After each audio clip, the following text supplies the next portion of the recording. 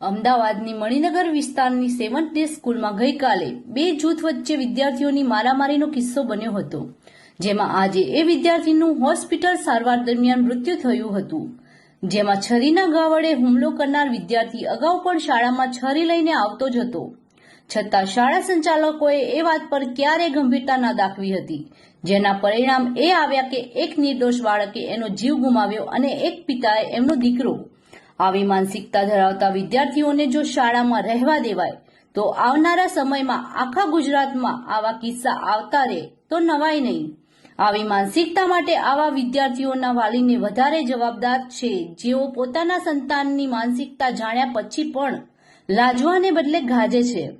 આવા વિદ્યાર્થીને એમની સ્કૂલમાં નહીં પણ એમના ધાર્મિક શિક્ષણ સંસ્થામાં ભણાવવા જોઈએ, તો છુરી ચાકુની જગ્યાએ ધર્મનું જ્ઞાન મેળવી આગળ વધે ને સભ્ય સમાજને શાંતિથી જીવવા દે।